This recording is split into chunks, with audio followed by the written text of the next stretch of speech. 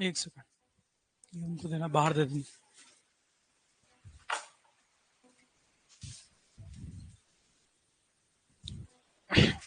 Good evening everyone, कैसे हो सब? बढ़िया। जाके वापस पढ़ रहे हो कि बस कॉपी भरे जा रहे हो? हाँ, नहीं, बहुत सारी कॉपियां भर जाएगी फिर सारे सब्जेक्ट में। उनका उपयोग तभी है जब आप टाइम से उसका रिवीजन कर रहे हो। तो अपन ने पिछली क्लास में बैक्टीरिया की मॉर्फोलॉजी रिलेटेड बात करी थी। एक बार शॉर्ट में रिवाइज करा देता हूँ, कॉपी में बिना देखे ऊपर ध्यान रखेंगे तो आसानी से याद रहेगा। बैक्टीरिया की मॉर्फोलॉजी हमने बात करी सबसे पहली, जिसे स्पेरिकल कॉकस कहा, ठीक है। दूसरी होती है रॉड शेप, जिन्हें बेसिलाई या बेसिलस कहते हैं। तीसरी स्पाइरल शेप्ड स्पाइरलम कहते हैं। चौथी कोमा शेप्ड विब्रियो कहते हैं, ठीक है। कॉकस के अंदर हमने फिर अलग अलग टाइप से बात करी। सबसे पहले माइक्रोकोकस, जो सिंगल स्पाइरिकल सेल से बना होता है, ठीक है। जब दो स्पाइरिकल सेल्स आपकी कंटिन्यूसली पेयर में होती हैं तो उन्हें हम कहते हैं डिप्लोकोकस। जब चेन में होती है तो स्ट्रेप्टोकोकस। जब चार का ग्रुप हो तो टेट्राड। और जब चार डिवाइड होके 8 या उससे ज्यादा का क्यूबिकल पैकेट बनाए तो सार्सिना। और जब ग्रेप के बंच के लाइक हो तो स्टेफाइलोकोकस। क्लियर है बात? दूसरी बात जो अपने को ध्यान रखना है कि बैक्टीरिया की सरफेस पर फ्लैजिला की प्रेजेंस कितनी है, कैसी है, उस अकॉर्डिंग है। अगर सिंगल फ्लैजिला प्रेजेंट है एक एंड पे तो उसे अपन क्या कहेंगे? मोनोट्राइकस। दोनों एंड पर एक एक फ्लैजिला है तो एक एंड पर फ्लैजिला का टफ्ट या बंच है तो दोनों तरफ है तो लोफोट्राइकस। चारों तरफ फ्लैजिला है तो, और एक भी फ्लैजिला नहीं है तो क्लियर है क्या बात? यही बात करी थी लास्ट, किससे आगे कुछ किया था? ठीक है, तो ये क्लासिफिकेशन, डेफिनेशन वगैरह, मेज द पेयर, किसी भी तरीके से यहां से क्वेश्चन हो सकता है। आगे अपन बात आती है बैक्टीरिया के रिप्रोडक्शन से रिलेटेड। बैक्टीरिया में रिप्रोडक्शन का जो बेसिक तरीका है वो हम ऑलरेडी जानते हैं कि यहाँ पर बाइनरी फिजन से होता है, ठीक है। वैसे बैक्टीरिया में रिप्रोडक्शन के दो तरीके होते हैं, एक तो वर्टिकल जीन ट्रांसफर और एक हॉरिजॉन्टल जीन ट्रांसफर। क्या है उसी चीज को समझेंगे और अपन आते हैं, तो पहले समझने पे ध्यान देंगे। रिप्रोडक्शन इन बैक्टीरिया समझना है, फिर नोट करेंगे, अभी नहीं नोट करना है।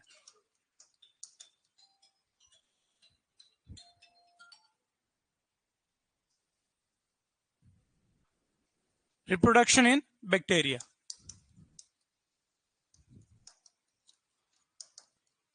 पहला यहां पर ध्यान रखेंगे जिसे कहेंगे vertical gene transfer. Vertical gene transfer का मतलब जो रहेगा वो इस तरीके से कि नॉर्मली जेनेटिक मटेरियल एक बैक्टीरिया के अंदर है, और वो जेनेटिक मटेरियल जब एक से दो नए बैक्टीरिया बनेंगे यानी कि नई जनरेशन बनेगी, तब वो जेनेटिक मटेरियल अगली जनरेशन में जाएगा कि नहीं जाएगा। जैसे फॉर एग्जांपल हमारे पेरेंट्स से हमारे अंदर जेनेटिक मटेरियल डीएनए ट्रांसफर हुआ है, तभी उनके रिलेटेड उनके अंदर जो कैरेक्टर्स थे वो हमारे अंदर भी है। और ये बेसिक ह्यूमन के अंदर जो कैरेक्टर थे, दो हाथ दो पैर, वो हमारे अंदर चल रहे। ये जेनेटिक इंफॉर्मेशन आई किसके साथ? डीएनए के साथ। तो सिंपल सी बात है कि एक जनरेशन से दूसरी जनरेशन में जेनेटिक मटेरियल का ट्रांसफर होना बैक्टीरिया के केस में कहलाएगा वर्टिकल जीन ट्रांसफर, ठीक है। तो ये आपका जो तरीका है बैक्टीरिया में वो बाइनरी फिजन ही है, ठीक है। तो सिंपल सी यहां पर डेफिनेशन कहेंगे, transfer of genetic information, transfer of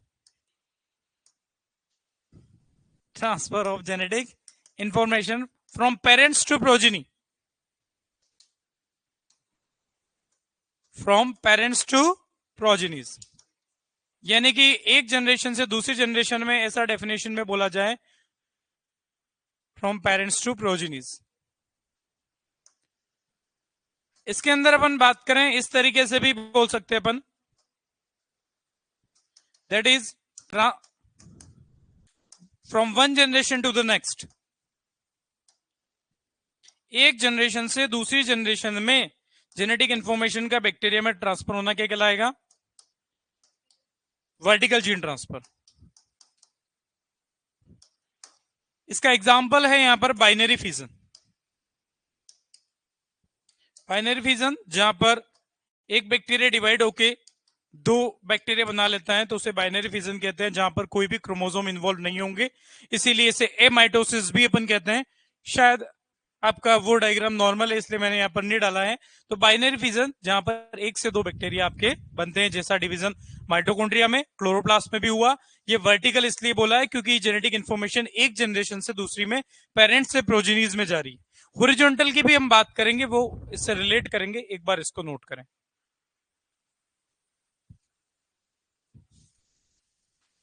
test के पेपर में सिलेबस हमेशा सैटरडे तक का रहेगा। कल की क्लास का भी सिलेबस टेस्ट में मिलेगा आपको, ये ध्यान रखना। क्योंकि नॉर्मली ये अपना ट्रेंड हो जाता है कि शनिवार को फिर बच्चे क्लास में कम होते हैं, वो तैयारी कर रहे होते हैं बहुत अच्छे से, तो उनकी तैयारी शनिवार की भी होनी चाहिए, इसलिए सैटरडे का जो पढ़ाएंगे वो भी टेस्ट में डालेंगे। वो अब तुम्हारे दिमाग में चल रहे होंगे कीड़े कि यार पेपर तो बन गया होगा, अब क्या है, लेकिन सबसे लेट देने वाला मैं ही हूं, तो वो अब बनेगा, तो मुझे पता है कल क्या पढ़ाएंगे।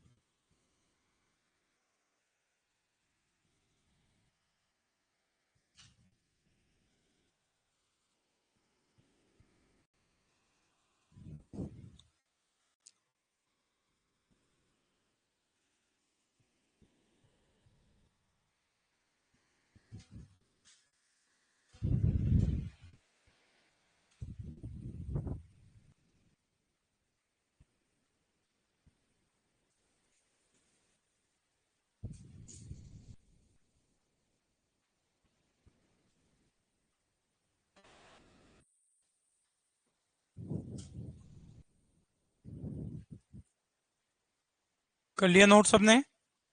बढ़े आगे। तो बड़ा आसान सा है, जहां पर एक जनरेशन से दूसरी जनरेशन में जेनेटिक मटेरियल का बैक्टीरिया के अंदर ट्रांसफर वर्टिकल, क्योंकि मैं पहली जनरेशन ये बोलता हूं दूसरी ये बोलता हूं, तो इससे इसमें इसलिए वर्टिकल अपने को दिखेगा। ठीक है, अपना अगर वंशावली या पेडिग्री अगर हम बनाए तो पुरानी जनरेशन आपके ऊपर रहेगी, नई जनरेशन नीचे रहेगी। कभी कहीं राजा महाराजाओं का भी आपने चार्ट बना देखा हो, सबसे पुराने ऊपर, तो ये वर्टिकली हम नीचे चलते हैं, तो इसलिए वर्टिकल जीन ट्रांसफर इसको कहेंगे। दूसरी बात पे आते हैं जो रिप्रोडक्शन बैक्टीरिया के अंदर है, और उसे अपन कहते हैं हॉरिजॉन्टल जीन ट्रांसफर। कैसे, उसी पर आते हैं, तो ध्यान से इधर देखेंगे। दूसरा, horizontal gene transfer.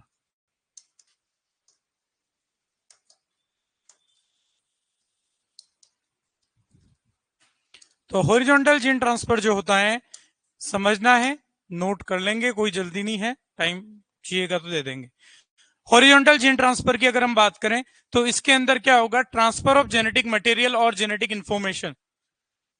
Transfer of genetic material, और जेनेटिक मटेरियल बोल देते हैं, एक ही बात है, genetic material with in the members of same generation, with in the members of same generation, sorry, of same generation. जैसे यहां पर कहें तो कैसे है,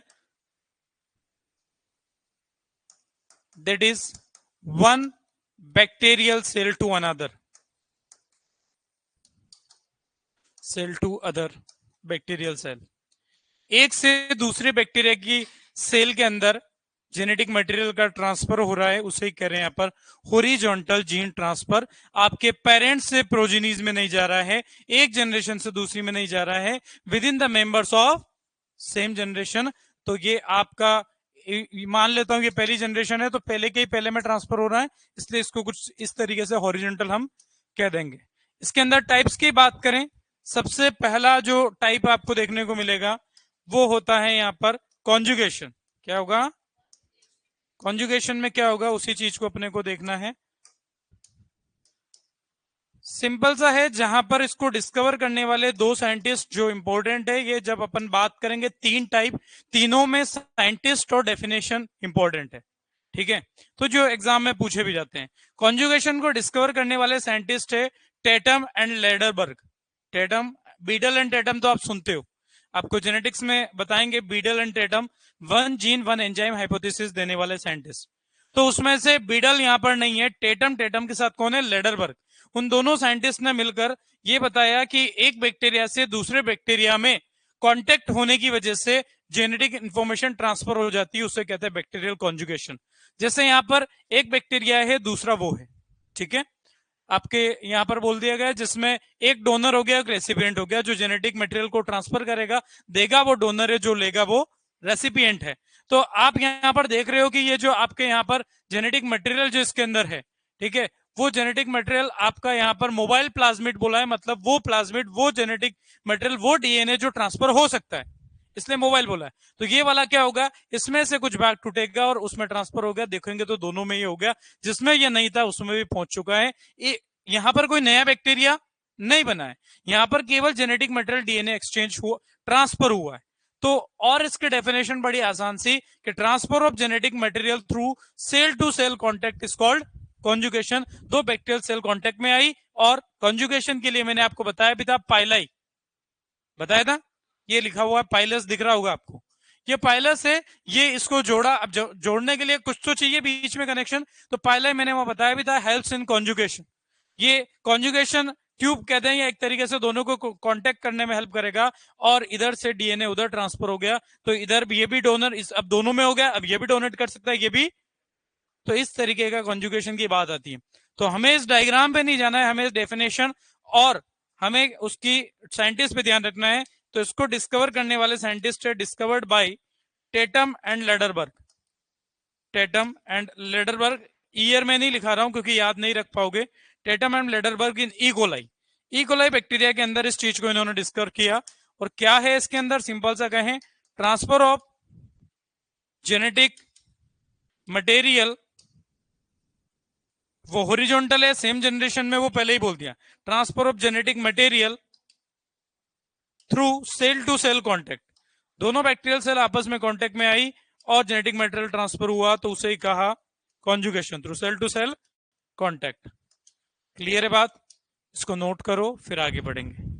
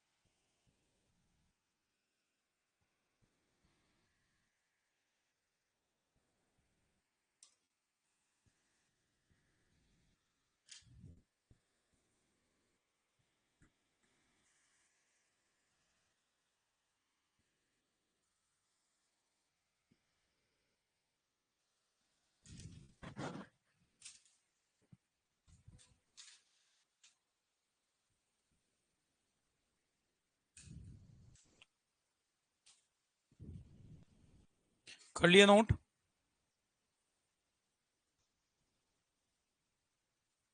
लिखने की टेंशन मत रखा करो, आपको बोला है टाइम देंगे तो दे देंगे।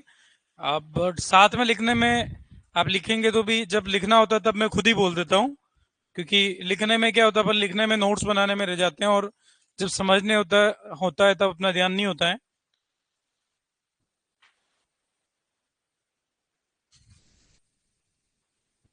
बहुत बार अपनी ये भी रहती है कि यार नोट करना बाकी रह गया, नहीं यार सर आगे बढ़ गए ना, अब कौन कहे कौन पूछे किसको बोले, तो वह अपन लिखी हुई दो बात रह भी जाती है। तो ऐसा कभी मत होने देना। वो आप सोचोगे बाद में किसी से देख के लिखेंगे, वो तो कभी भी संभव, वो बात कभी अपना आएगा ही नहीं।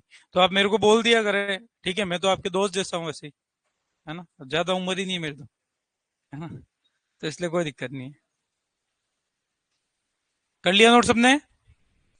तो बड़ा आसान सा है, हॉरिजॉन्टल जहां पर सेम जनरेशन के मेंबर्स, यानी कि जो नया बैक्टीरिया नहीं बनेगा, जो बैक्टीरिया ऑलरेडी है उन्हीं में जेनेटिक मटेरियल ट्रांसफर होगा एक बैक्टीरियल सेल से दूसरे बैक्टीरियल सेल में, जिसमें पहला टाइप है कॉन्जुगेशन। डायग्राम में हमने कुछ भी नहीं देखा, डायग्राम में ये देखा कि दो बैक्टीरिया पास में आए और एक बैक्टीरिया से दूसरे बैक्टीरिया में जेनेटिक मटेरियल ट्रांसफर हुआ, वो अपन ने ध्यान रखा। तो वही definition, transfer of genetic material through cell to cell contact, दोनों बैक्टीरियल सेल कॉन्टेक्ट में आई। इसको डिस्कवर करने वाले साइंटिस्ट एंड लेडरबर्ग, कौन से बैक्टीरिया में, ई कोलाई में, एस्केरिशिया कोली जिसको अपन कहते हैं। क्लियर है बात? बढ़े आगे, चलो। तीसरा जो यहां पर अपन ध्यान, सॉरी सेकंड मेथड जो अपन ध्यान रखेंगे वो है बैक्टीरियल ट्रांसफॉर्मेशन। ठीक है, ट्रांसफॉर्मेशन एक्सपेरिमेंट या ट्रांसफॉर्मेशन प्रिंसिपल भी जेनेटिक्स में पढ़ने में आता है। जब आपके डीएनए से रिलेटेड बात होती है, और उसको देने वाले साइंटिस्ट है ग्रिफिथ, वही कॉन्सेप्ट यहां पैथोलॉजी में भी लग रहा है। ग्रिफिथ जिन्होंने स्ट्रेप्टोकोकस निमोनी बैक्टीरिया के अंदर ट्रांसफॉर्मेशन को देखा था और डिस्कवर किया, क्या हुआ इसके अंदर उस बात पे आते हैं कि ये फॉर एग्जांपल यहां पर आपका जो है बैक्टीरिया है, वो एक बैक्टीरिया है, दूसरा ये है। पहले क्या हुआ, दो बैक्टीरिया कांटेक्ट में आए और जेनेटिक मटेरियल ट्रांसफर हुआ। यहां पर ऐसा नहीं है, ये बैक्टीरिया है उससे जेनेटिक मटेरियल फ्री आ गया बाहर खुला इन्वायरमेंट में, बैक्टीरिया से डायरेक्ट ट्रांसफर नहीं होगा, पहले बाहर आके, यानी कि अपटेक ऑफ फ्री और naked genetic material by the bacteria is called bacterial transformation. उधर से जेनेटिक मटेरियल बाहर है, पड़ा है बाहर, डायरेक्ट नहीं लेगा, बाहर पड़ा है, अब इसको एक्सेप्ट करेगा, तो ये आपका कहलाएगा बैक्टीरियल ट्रांसफॉर्मेशन।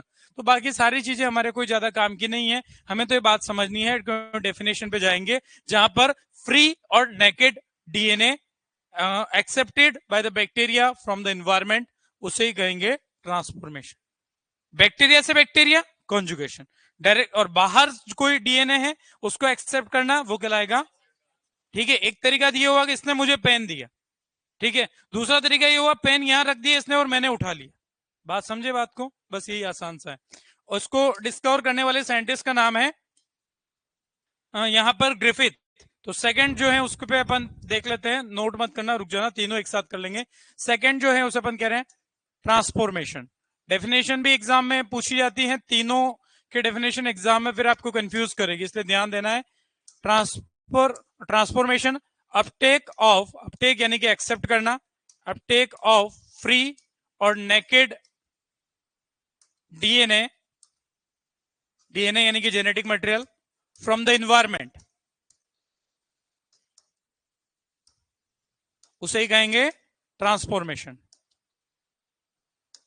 ठीक है, फ्री और नेकेड डीएनए बाय ये bacteria from the environment, environment से कोई बैक्टीरिया एक्सेप्ट कर रहा है डीएनए को, वो ही कहलाएगा ट्रांसफॉर्मेशन। इसको डिस्कवर करने वाले साइंटिस्ट है डिस्कवर्ड बाय ग्रिफिथ। ठीक है, कौन से बैक्टीरिया में, स्ट्रेप्टोकोकस निमोनी। स्ट्रेप्टोकोकस पढ़ा अपन ने, कोई बोल भी रहा था सर एग्जाम्पल, अब एग्जाम्पल ये आ गया, स्ट्रेप्टोकोकस निमोनी। निमोनिया डिजीज के लिए रिस्पॉन्सिबल बैक्टीरिया है ये। स्ट्रेप्टो मतलब हमें जानते हैं, जहां पर कोकस स्पेरिकल सेल्स चेन में है, ठीक है, तो ये अपने को ध्यान रखना है। तीसरा जो है जिसे कहते हैं ट्रांसडक्शन, जिसके डेफिनेशन पर भी एग्जाम में कई बार क्वेश्चन पूछे गए हैं। ट्रांसडक्शन, ट्रांसडक्शन में क्या होगा, आपका जेनेटिक मटेरियल ट्रांसफर होगा एक बैक्टीरिया से दूसरे बैक्टीरिया में, लेकिन होने का जो तरीका होगा वो आपका रहेगा बैक्टीरियोफेज की हेल्प से होगा। बैक्टीरियोफेज क्या होते हैं, बैक्टीरिया या वायरस, वायरस है, ठीक है। हम कई बार इसको बैक्टीरिया नाम देख के ऑप्शन बड़ा आसान क्वेश्चन बना देगा और हम उसमें भी उलझ सकते हैं कि बैक्टीरियोफेज इज आंसर दे देगा पहला ऑप्शन बैक्टीरिया, वायरस, फंजाई या फाइटोप्लाज्मा, कुछ भी दे दे, तो आंसर होगा हमारा virus. Those viruses that infect bacteria are known as bacteriophage, जिनके नाम में फेज आता है वो आपके वायरस ही होते हैं। लैम्डा फेज भी हो सकता है जो कि एक बैक्टीरियोफेज का एग्जाम्पल है। यानी कि इन बैक्टीरियोफेज को जब हम आगे बात करेंगे इन्हें बैक्टीरिया ईटर्स भी कहा जाता है। ठीक है, बैक्टीरिया ईटर्स यानी कि बैक्टीरिया को संक्रमित कर रहे हैं, इन्फेक्ट कर रहे हैं या बैक्टीरिया को खा रहे हैं, वो कौन है? बैक्टीरियोफेज। इसका एक एग्जाम्पल भी अपन आगे पढ़ेंगे कि जो गंगा नदी का जो वाटर है वो प्योर कहा जाता है। उसका रीजन यही बोला जाता है कि नॉर्मली वाटर पॉल्यूट हो रहा है आपका, उसका कारण है बैक्टीरिया। गंदगी गई, गंदगी पे बैक्टीरिया है तो पानी आपको गंदी से स्मेल भी आएगी गंदे पानी से। ठीक है, अब ये जो बैक्टीरिया फेज वहां के पानी में प्रेजेंट है तो ये बैक्टीरिया को ही खत्म करेंगे, और बैक्टीरिया को खत्म कर दिया तो ऑटोमेटिकली वहां पर पानी साफ रहता है। तो जो हमारा पुरानी कहावत है कि गंगा के सौगंध खा के बता दो तुम, ठीक है, बोले कौन गंगा? ठीक है, तो गंगा नदी का इतना शुद्ध जल अपन मानते हैं कि उसे इतना पवित्र माना गया है, तो पवित्रता के साथ साइंस का कॉन्सेप्ट भी जुड़ता है और वो ये है। क्लियर है बात? तो अपनी बात आ रही थी बैक्टीरियोफेज पे। ये बैक्टीरियोफेज आपके बना रखा है, ठीक है, जो इस तरीके से वायरस का शेप होता है वो बैक्टीरियोफेज है, जो अपन वायरस में आगे बात करेंगे। जो भी बातें बोली है वो अपन वायरस में लिखेंगे, ठीक है ना। अब ये है, इसके बाद देखो आप पिंक कलर का डीएनए अंदर दिखाई दे रहा है। आप जानते हैं कि वायरस जो होता है वो दो चीजों से मिलकर बना होता है। एक तो होता है उसके अंदर जेनेटिक मटेरियल जो कि या तो डीएनए होगा या आरएनए होगा, दूसरा उसके अंदर प्रोटीन की कवरिंग होती है जिसे कैप्सिड कहते हैं। यानी कि अंदर ये पिंक कलर का जो है वो तो जेनेटिक मटेरियल है और उसके अराउंड जो ब्लैक कलर का जो कुछ भी दिख रहा है वो सब प्रोटीन से बना। इसके अलावा इसके पास कुछ भी नहीं होता है। ठीक है, अब आपका बैक्टीरियोफेज आया बैक्टीरिया के ऊपर, क्योंकि हम जानते हैं कि बैक्टीरिया को इन्फेक्ट कर सकता है, तो ये इस बैक्टीरिया पे आया। अब यहां से इसने क्या करा, इसके अंदर का जो डीएनए है वो इस बैक्टीरिया के अंदर ट्रांसफर कर दिया, तो यही कहलाया ट्रांसडक्शन। अब सिंपल सा यहां पर अपन देखते हैं, और आगे इन्होंने क्या करा कि भाई इसके अंदर वो डीएनए का मल्टीप्लीकेशन हुआ। वायरस तो मल्टीप्लाई कर सकता है क्या डीएनए को? क्या वायरस के अंदर रेप्लीकेशन होता है? क्या ट्रांसक्रिप्शन होता है? क्या प्रोटीन सिंथेसिस होता है? कुछ भी नहीं होता है वायरस के अंदर, क्योंकि वायरस के पास ये सारी प्रोसेस होने के लिए रिक्वायर होते हैं एंजाइम्स, जो कि वायरस के पास नहीं है। और जिनके अंदर एंजाइम्स नहीं होते हैं उन्हें हम कभी लिविंग भी नहीं कहते हैं। जिनके अंदर, मैंने एक सिंपल सा कॉन्सेप्ट आपको पहले भी बताया था, लिविंग उसको कहा जाता है जिसके अंदर क्या प्रेजेंट हो? एंजाइम्स। तो वायरस के अंदर एंजाइम्स नहीं होते हैं।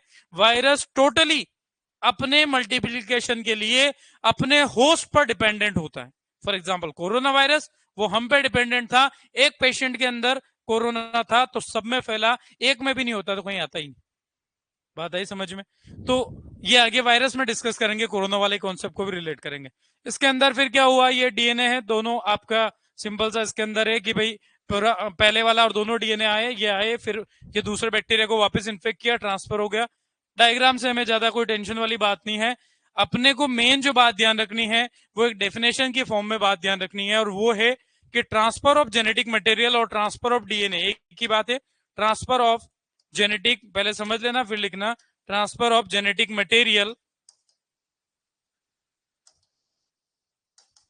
from one bacteria to another, from one bacteria to another through bacteriophage।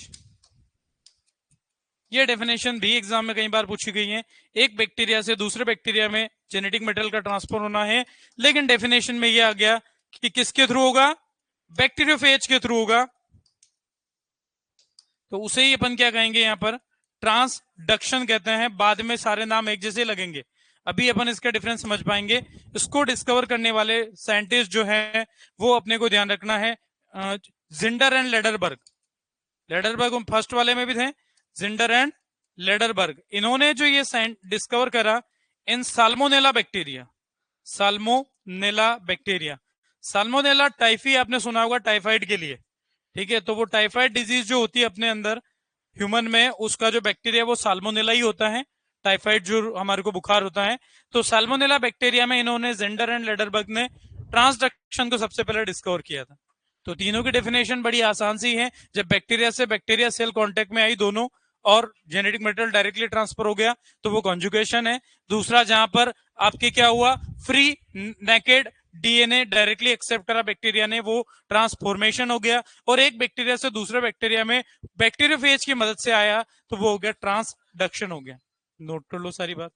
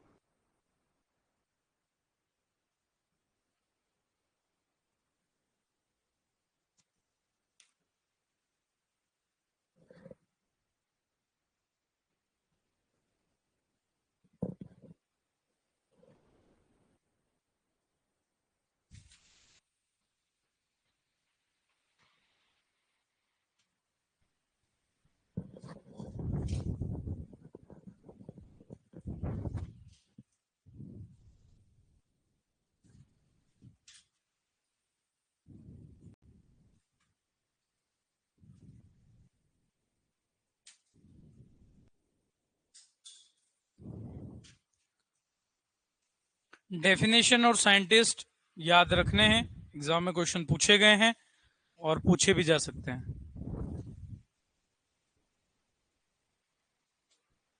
क्या?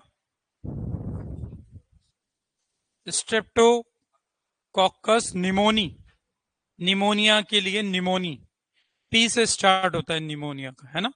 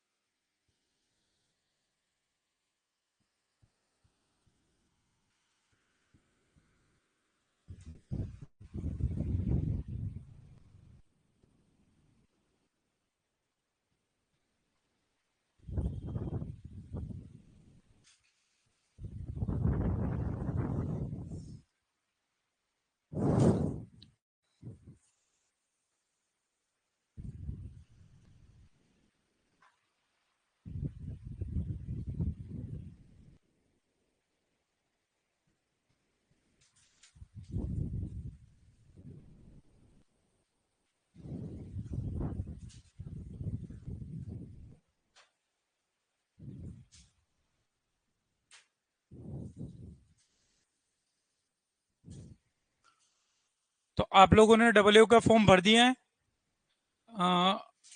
इसमें टीएसपी वाले जो है कौन है? टीएसपी की एक ही हो, तो फिर कैटेगरी में कैसे आ रहा है? टीएसपी या फिर जनरल का, या कैसे ऑप्शन आ रहा है?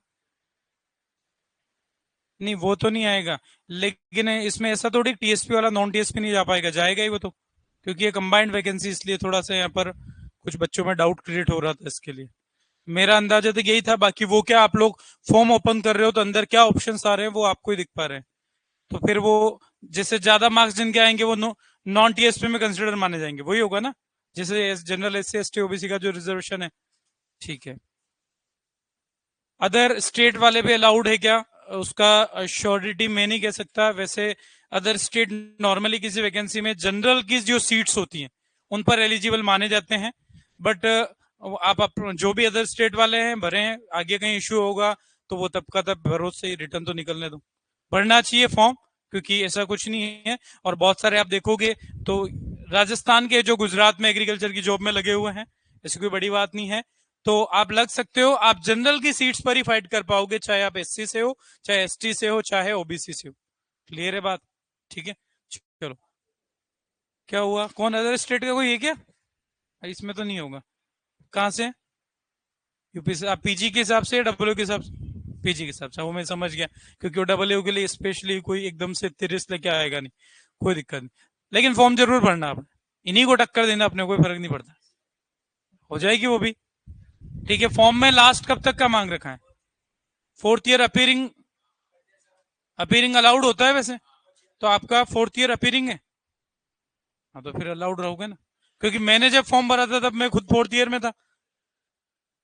हाँ, अभी एग्जाम का पहले इंटरव्यू तक का हुआ करता था, तब इंटरव्यू हट गया, तो इसलिए फॉर्म जरूर भरे। ठीक है, क्योंकि कुछ नहीं तो कुछ सीख के ही आएंगे उस एग्जाम से। कई बार ऐसा होता है, मैं आपको बताता हूँ। एक एग्जाम, जैसे कोई एग्जाम था, मैं दिल्ली देने गया था, वो एग्जाम में मेरा सिलेक्शन नहीं हुआ, कोई दिक्कत नहीं, लेकिन उस एग्जाम के 4 क्वेश्चंस उसके बाद एक किसी और एग्जाम में मेरे को देखने को मिल गए, तो जो अपने काम आए चारों के चारों, वहां गलती हुई, अगली बार तो गलती नहीं होती, तो आपको पता ही नहीं चलेगा कौन से रिपीट में। ठीक है, ऐसा कई बार क्वेश्चन होता भी था, जैसे अपन नॉर्मली बात करते हैं कि जेआरएफ में है, जेआरएफ के क्वेश्चन इंपोर्टेंट जो आप तैयारी करते बच्चे, तो वही क्वेश्चन आपके डब्ल्यू में कई बार आ जाते हैं। तो वो अब डब्ल्यू में लेवल बढ़ाना है, एओ में लेवल बढ़ाना है क्वेश्चन का, तो नहीं मेहनत कोई नहीं करता है। जो लेवल हाई का है, जेआरएफ में है, वहां से उठा लाएंगे, आप जेआरएफ की तरफ हाथ ही नहीं डालोगे। ठीक है, तो आपके सर लोग वैसे टेस्ट वगैरह में सब तरीके के पैटर्न के क्वेश्चन डालते रहते हैं, तो इसलिए है कि आप कोई भी एग्जाम है, बहुत बार हमारी ये टेंडेंसी भी होती है, बहुत आम बात है जो मैं बता रहा हूं आपको, कि फॉर्म भरा है, ठीक है, परसों एग्जाम है, आज मूड चेंज हो गया यार, तैयारी तो करी नहीं है, क्यों किराया खराब करना, नहीं जाना। बहुत सारे बच्चे ऐसे होते हैं जो एग्जाम देने जाते ही नहीं है। अरे नहीं होगा सिलेक्शन, क्या फर्क पड़ेगा, क्यों लोगों, हम क्या लोगों को फेस करने से डरते हैं? बहुत सारे बच्चे ऐसे होते हैं जिनका सिलेक्शन नहीं होता है, तो रिजल्ट ही नहीं बताते लोगों को, क्या हुआ, क्या हुआ, कुछ नहीं, जो भी हाँ हो गया, नहीं है। बहुत सारे ऐसे होते हैं, नहीं बताते हैं। अरे क्यों डरते हो, वो जो पूछ रहा है उसका भी हुआ नहीं हुआ क्या पता, पहले तो ये बता कर, इसलिए डरना नहीं। बहुत सारों की टेंडेंसी है, मैंने नोटिस करी। तो जैसे मैं नॉर्मली ये पैटर्न मैंने देखा था कोटा में, मेडिकल में, और बहुत सारे ऐसे लोग मुझे मिले थे जो अपने यहाँ से कम थे, बिहार से ज्यादा थे वो लोग। ठीक है, जो मैं पीजी में रहता था उसमें कई सारे लोग थे, तो वो लोग क्या कि 4 साल से 5 साल की तैयारी, मेडिकल में आम बात थी 5 साल, अब वो तैयारी कर रहे हैं। ठीक है, अब घर वाले 2 साल, 1 साल, 3 साल पूछेंगे घर वाले, तो फीस भी जारी सब, तो घर वालों को बोल दिया कि एमबीबीएस में सिलेक्शन हो गया, एमबीबीएस चल रही है, फर्स्ट ईयर चल रहा है। ठीक है, तो वो कई बार हार मान के भी वापस गांव जाना ही पड़ता है, सारे तो नहीं हो पाते, लेकिन ऐसा हम वो एक झूठ से 1000 झूठ पे बच्चे जाते हैं फिर। तो डरना नहीं है, नहीं हुआ खुल्ला को नहीं हुआ, क्या फर्क पड़ गया। और पर एग्जाम देने से डरना नहीं, मैं आपको एक ही बात कह रहा था कि हम जो डिसीजन ले लेते हैं एग्जाम से 2 दिन पहले कि यार तैयारी नहीं है, एग्जाम देने नहीं जाना, ये कभी मत करना। कुछ नहीं होगा तो 4 क्वेश्चंस का पैटर्न सीख के आओगे, अगले एग्जाम में काम आएंगे। ठीक है, बढ़े आगे। तो ये था बैक्टीरिया में रिप्रोडक्शन की 2 तरीके, वर्टिकल जीन ट्रांसफर और हॉरिजॉन्टल जीन ट्रांसफर, तीनों जो है डेफिनेशन साइंटिस्ट बड़े इंपॉर्टेंट है। आगे आते हैं अपन क्लासिफिकेशन ऑफ बैक्टीरिया।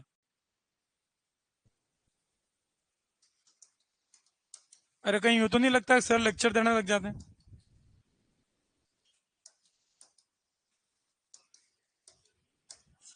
बीच बीच में तुमको थोड़ा सा बाहर भी ले जाता हूँ क्लास से, ठीक है, यहीं बैठे बैठे भी लगता है यार क्या लिखना क्या पढ़ना, वो थोड़ी देर बाहर जाके आए, कहीं एग्जाम देने वाली बातें याद आई होगी।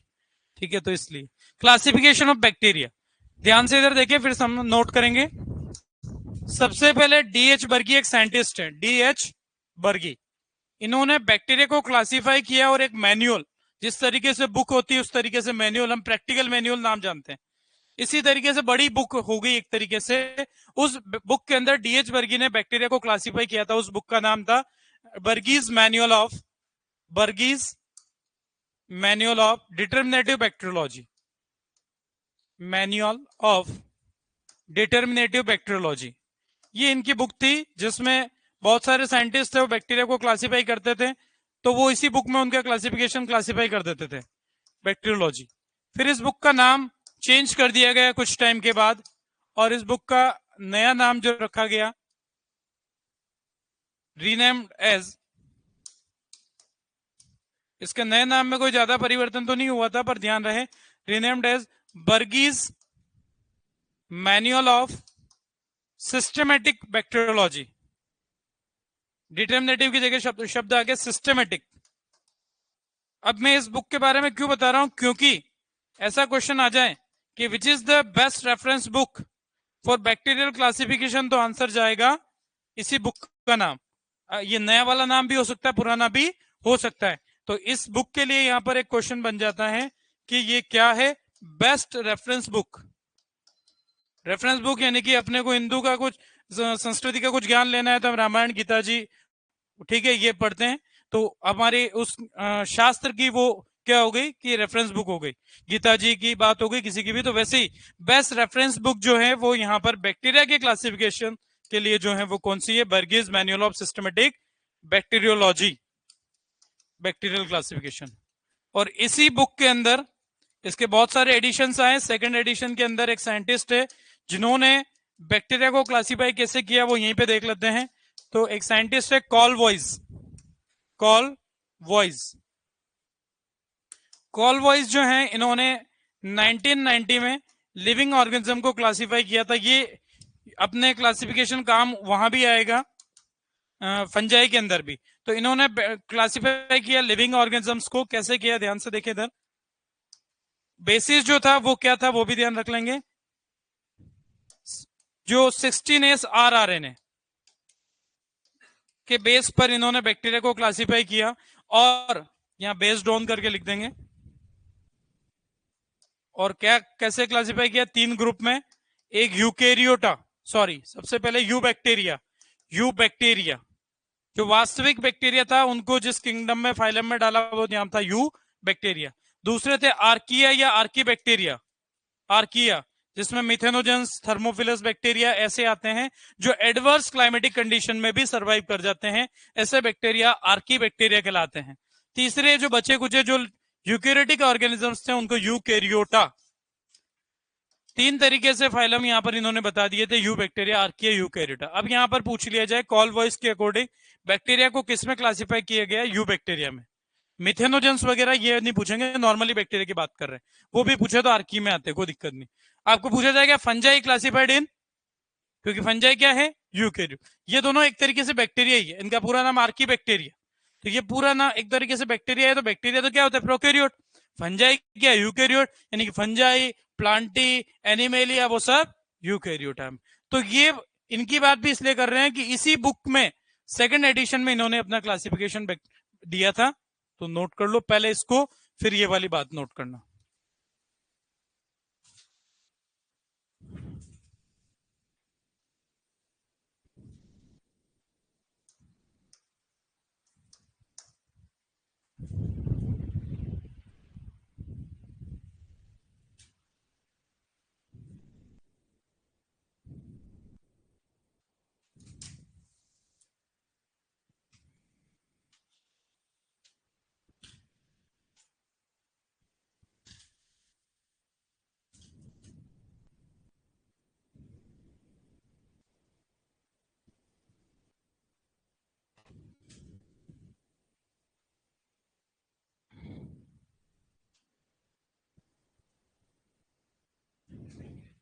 क्या, डिटर्मिनेटिव, थोड़ा सा यहां पर स्पेलिंग सही कर लेते हैं, डिटर्मिनेटिव।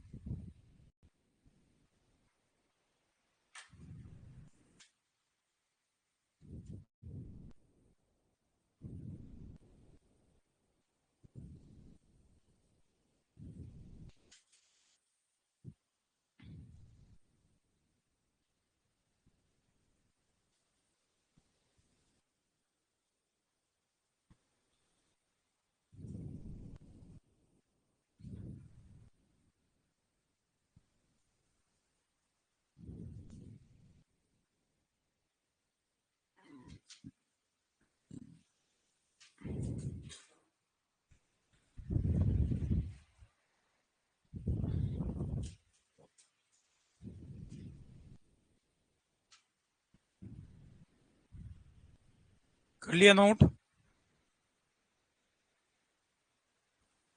क्या? नहीं नहीं समझा नहीं, क्या पूछा? बेस्ड ऑन 16S RRNA, ठीक है ना। राइबोसोम में आपके 70S राइबोसोम बैक्टीरिया के अंदर है, तो 80S तो नहीं ले सकते क्लासिफिकेशन के लिए, क्योंकि 70 दोनों में है। 80S केवल यूकेरियोट में ही होता है। तो 70S राइबोसोम की दो सब यूनिट होती है, 50S और 30S। तो स्मॉलर सब यूनिट के अंदर अब जो आपका आरएनए है 16S आरएनए, उसके बेस पर लिविंग ऑर्गेनिज्म को कॉल बॉयज ने क्लासिफाई किया था। क्या बेसिस था? 16S RNA. और लिविंग ऑर्गेनिज्म को जिसमें क्लासिफाई किया वो तीन यहां पर डिवीजन कह दो, एक तरीके से यू बैक्टीरिया, आर्किया, आर्किया का पूरा नाम आर्की बैक्टीरिया, और यूकेरियोटा या यूकेरिया भी कह सकते हैं।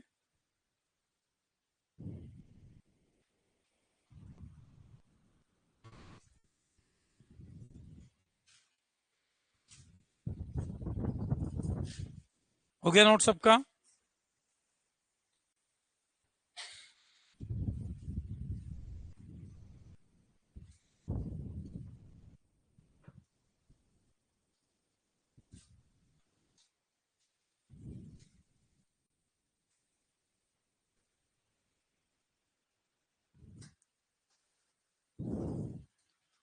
आगे आते हैं अपन बैक्टीरिया में।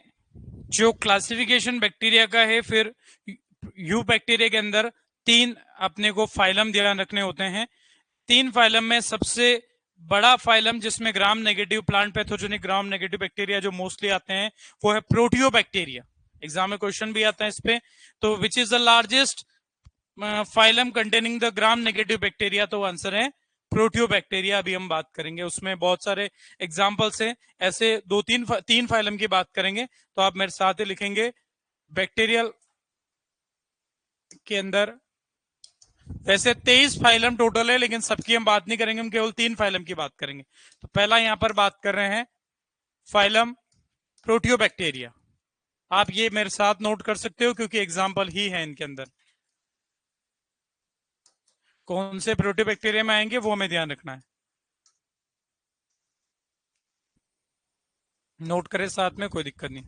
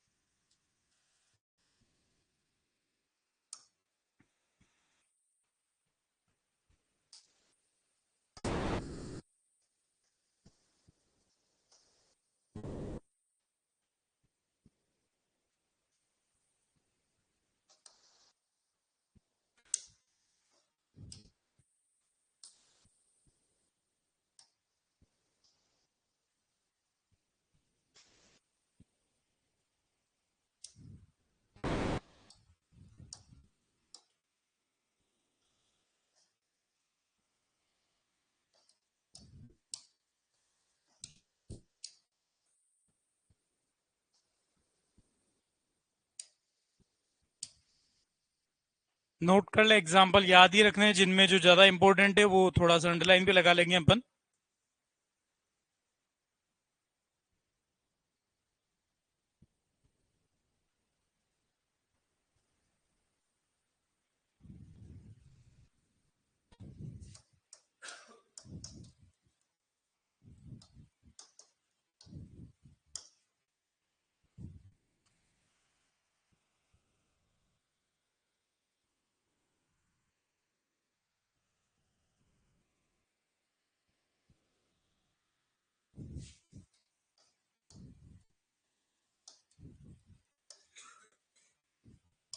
इनमें जो हमारे को एग्जाम्स के अकॉर्डिंग ज्यादा इंपॉर्टेंट है, इर्विनिया हमारे प्लांट पैथोजेनिक की ज्यादा हम बात करेंगे, एस्केरिशिया, जेंथोमोनास, स्यूडोमोनास, और ये बायोटिक के हिसाब से एग्रोबैक्टीरियम। बाकी नाइट्रोजन फिक्सेशन वाले भी हैं यहाँ पर, राइजोबियम, रेडी राइजोबियम, एजोस्पाइरुलम वगैरह कई सारे होते हैं।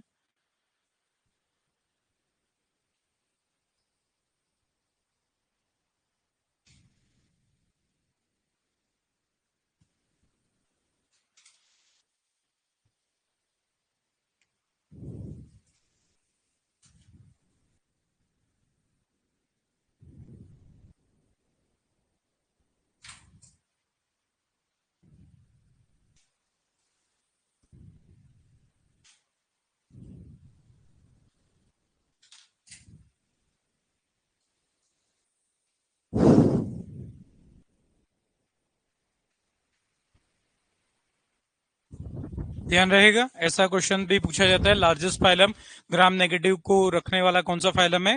प्रोटियोबैक्टीरिया। आपको बुक्स में लिखा हुआ भी मिलेगा, जनरल एग्रीकल्चर की किताबें पढ़ोगे, एग्जाम्पल्स पे भी क्वेश्चन आता है कौन से मोस्ट, जो हमारे कहे तो प्रोटियोबैक्टीरिया फाइलम से बिलोंग करने वाले एग्जाम्पल्स बैक्टीरिया है। तो ये जो अंडरलाइन किए ये सबसे ज्यादा इंपॉर्टेंट है। जेंथोमोनास, इरविनिया, एस्केरिशिया, एग्रोबैक्टीरियम, सुडोमोनास, इन पे क्वेश्चन पूछे भी जाते हैं। ये सारे ग्राम नेगेटिव है, वो भी हमें पता चल गया है, और ग्राम नेगेटिव में ऑलरेडी हमने इनमें से एग्जांपल्स लिख रखे हैं। कर लिया नोट? बढ़े आगे। दूसरा फाइलम भी बड़ा इंपॉर्टेंट, जो आगे भी एग्जाम में कई बार वहां से क्वेश्चन आए हैं और आगे अपन पढ़ेंगे वहां भी काम आएगा। नोट हो गया था सबका? दूसरा फाइलम ध्यान से इधर देखे, फाइलम फर्मिक्यूट्स। ध्यान से देखना है, एक मिनट, क्योंकि इसमें थोड़ा सा मैं आगे की बात भी बता रहा हूं। फर्मिक्यूट्स नोट कर लेंगे, थोड़ी देर रुक जाना। फाइलम फर्मिक्यूट्स हैं, ये 3 क्लास के अंदर क्लासिफाइड है। ठीक है, कौन सी 3 है? सबसे पहले यहां पर एक क्लॉस्ट्रीडिया, क्लास क्लॉस्ट्रीडिया, क्लॉस्ट्रीडिया। दूसरी है मॉलिक्यूट्स, कौन सी है? मॉलिक्यूट्स। तीसरी है बैसिलस, क्लास बैसिलस। अब इनके अंदर बात करें अपन, तो एग्जाम्पल की बात करें तो क्लॉस्ट्रीडिया के अंदर सबसे इंपॉर्टेंट एग्जाम्पल ही देख रहे हैं अपन, जो कि आपका आता है क्लॉस्ट्रीडियम। क्या आता है? क्लॉस्ट्रीडियम। आपने सुना होगा, क्लॉस्ट्रीडियम बोटुलिनम सुना होगा शायद आपने, फूड पॉइजनिंग वगैरह में आपके ये बैक्टीरिया रिस्पॉन्सिबल है। मॉलिक्यूल्स जो हमारे पैथोलॉजी के हिसाब से बड़े इंपॉर्टेंट, इसके अंदर 3 आते हैं। एक आता है माइकोप्लाज्मा, जो भी आगे पढ़ना है अपने को अगली क्लास में, माइकोप्लाज्मा। एक होता है फाइटोप्लाज्मा। क्या होता है? फाइटोप्लाज्मा। हमारे डिजीजेस में क्वेश्चंस ढेर सारे आते हैं, लिटिल लिपोप्रिंजल या सिस्टम फाइलोइडी वगैरह पे। तीसरा स्पाइरोप्लाज्मा, जिनके भी नाम में प्लाज्मा आ रहा है, ये एक तरीके से बैक्टीरिया किंगडम से बिलोंग करते हैं, लेकिन ये बैक्टीरिया रिलेटेड है, लेकिन इनमें डिफरेंस ये होगा कि ये वो है जिनमें ऐसे बैक्टीरिया जिनमें सेल वॉल नहीं होती है। बैक्टीरिया विदाउट सेल वॉल, कहीं आपका ऐसा एग्जाम में क्वेश्चन आ जाता है, और वो उसका आंसर होता है माइकोप्लाज्मा। तो ये कौन सी क्लास से बिलोंग करते हैं? मॉलिक्यूल्स। आपको ऐसा क्वेश्चन पूछा जाएगा कि बड़ा आसान सा क्वेश्चन पूछना है, वो कह देगा कि system phyllody disease is caused by a mycoplasma, तो and the class of mycoplasma is Mollicutes, phylum Firmicutes. तो ये ऐसे क्वेश्चन यहां से बनते हैं। बेसिलस के अंदर बहुत सारे बैक्टीरिया, एक लिख देता हूं, लैक्टोबैसिलस, जाना पहचाना, जानते हो, दही वाला जो है। हाँ, तो नोट कर लो सारी बात।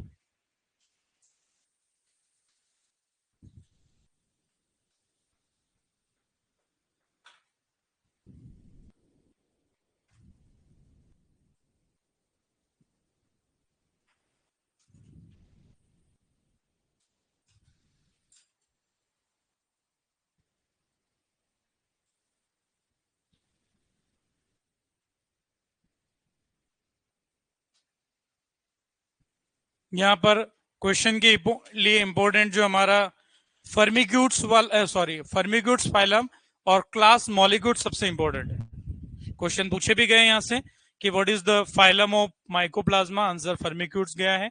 क्लास पूछा गया, मॉलिक्यूट्स आंसर गया है।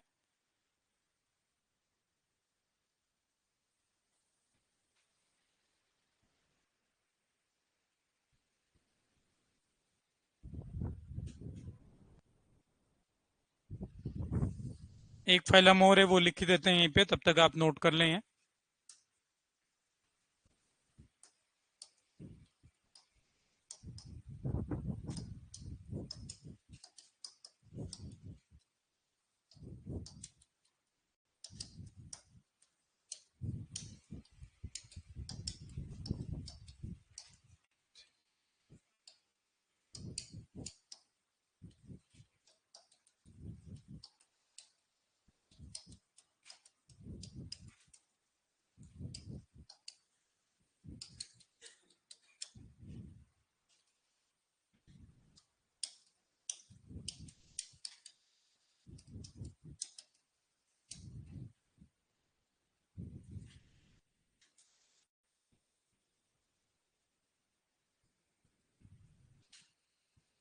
एक्टिनोमाइसिस, स्ट्रेप्टोमाइसिस दोनों ही एंटीबायोटिक वाले, नाम है एक्टिनोबैक्टीरिया। उसके अलावा क्लेबीबैक्टर ज़ाइली वगैरह हमने पढ़ा है। तो ये 3 इंपॉर्टेंट फाइलम बैक्टीरिया से रिलेटेड जो हमारे एग्जाम में क्वेश्चन आता है, पूछ ले स्ट्रेप्टोमाइसिस एंटीबायोटिक देने वाला जो बैक्टीरिया है वो किस क्लास से। कई बार तो ये भी कंफ्यूज होता है कि स्ट्रेप्टोमाइसिस फंजाई है कि बैक्टीरिया, बड़ा कंफ्यूजन है, तो ये मैं यहीं पे क्लियर हो गया।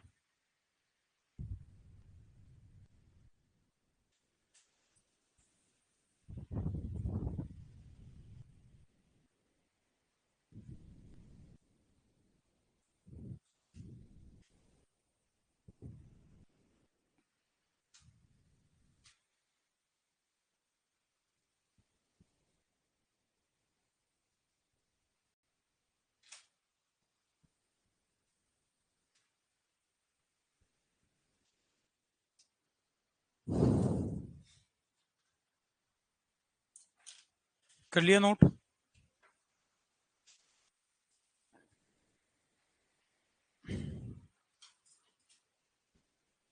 तो स्ट्रेप्टोमाइसिस के बारे में हमने ऑलरेडी पढ़ा भी है। इसकी एक स्पीसीज स्ट्रेप्टोमाइसिस ग्रीसियस एंटीबायोटिक प्रोड्यूस करती है, जिस एंटीबायोटिक का नाम है स्ट्रेप्टोमाइसिन, और उसका ट्रेड नेम है स्ट्रेप्टोसाइक्लिन। बात कर रखी है शायद अपन ने। एस वैक्समैन ने डिस्कवर किया था इसको 1944 में, याद है?